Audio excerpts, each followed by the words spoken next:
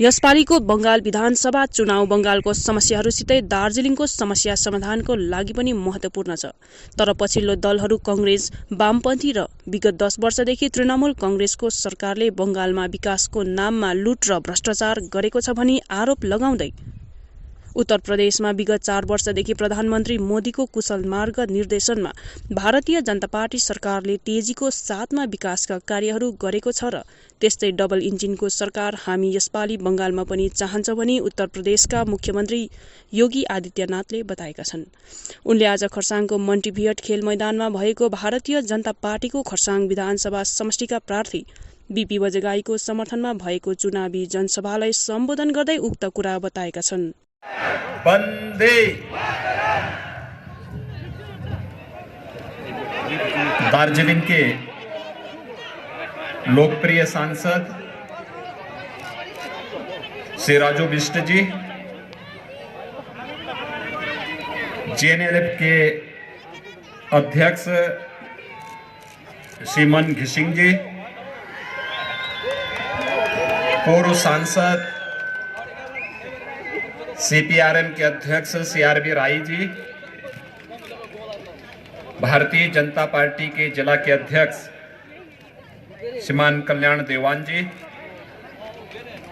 पूर्व जिलाध्यक्ष श्रीमान मनोज देवान जी, भारतीय जनता पार्टी के लोकप्रिय प्रत्याशी श्री विष्णु प्रसाद शर्मा जी, महेंद्र छेत्री जी, श्री अरुण घतानी जी, विकास राय जी, प्रताप खाती जी, ऋषि थापा जी, नीना नामा जी, अरुण घिसिंग जी, भारतीय जनता पार्टी दार्जिलिंग जिला की समस्त पदाधिकारीगण और इस क्षेत्र में बसे हुए सभी मेरे और मुझे इस दार्जिलिंग क्षेत्र में आप सभी भाइयों बहनों के बीच में आने का सौभाग्य प्राप्त हुआ है। आप सबसे मिलकर के संवाद बना करके मुझे बहुत प्रसन्नता की अनुभूति हो रही है। मैं आप सबका हृदय से अभिनंदन। वंदे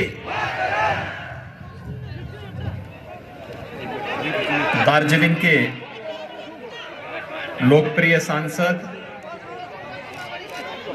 श्री राजू बिष्ट जी, जेएनएलएफ के अध्यक्ष श्रीमन घिसिंग जी, पूर्व सांसद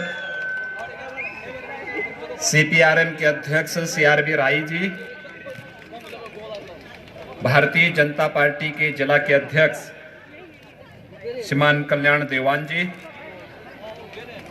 पूर्व जिलाध्यक्ष श्रीमान मनोज देवान जी, भारतीय जनता पार्टी के लोकप्रिय प्रत्याशी श्री विष्णु प्रसाद शर्मा जी, महेंद्र छेत्री जी, श्री अरुण घतानी जी, विकास राय जी, प्रताप खाती जी, ऋषि थापा जी, नीना नामा जी, अरुण घिसिंग जी, भारतीय जनता पार्टी दार्जिलिंग जिला की समस्त पदाधिकारीगण और इस क्षेत्र में बसे हुए सभी मेरे और मुझे इस दार्जिलिंग क्षेत्र में आप सभी भाइयों बहनों के बीच में आने का सौभाग्य प्राप्त हुआ है। आप सबसे मिलकर के संवाद बना करके मुझे बहुत प्रसन्नता की अनुभूति हो रही है। मैं आप सबका हृदय से अभिनंदन करता हूं। तेजी के साथ आगे बढ़ेगा। भारतीय जनता पार्टी को बंगाल के अंदर सरकार बनाने दीजिए। यहां की टीएमसी की गुंडागर्दी का हिसाब कानून के दायरे में रह करके एक एक करके लिया जाएगा।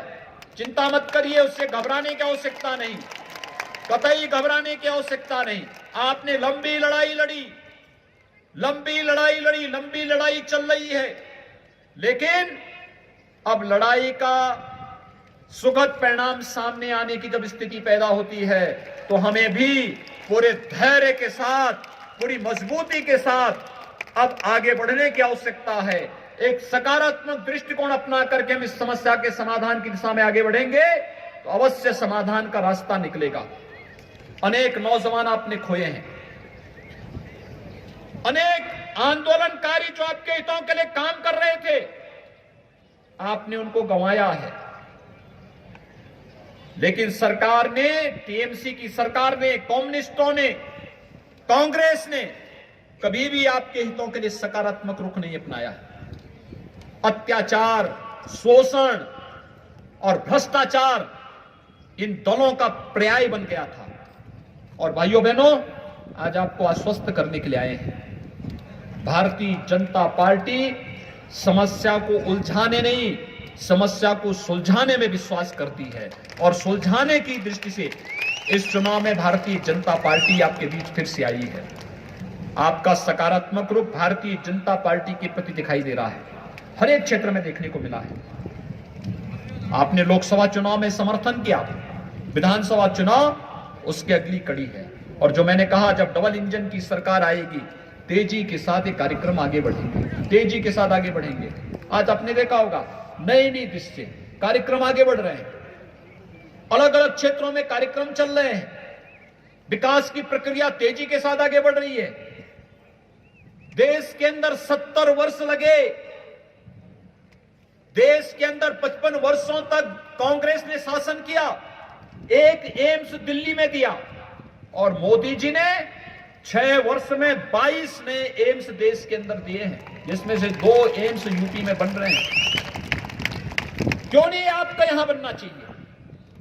क्यों नहीं दार्जिलिंग में एक विश्वविद्यालय बनना चाहिए? क्यों नहीं यहां पर यहां की आवश्यकता के अनुरूप सुविधाओं का उन्नयन होना चाहिए? और क्यों नहीं यहां की प्राकृतिक सौंदर्य को दुनिया के पर्यटन केंद्र के रूप में विकसित करने के लिए, हेल्थ एंड वेलनेस सेंटर के रूप में विकसित करने के लिए क्यों नहीं ये कार्यक्रम आगे बढ़ने चाहिए?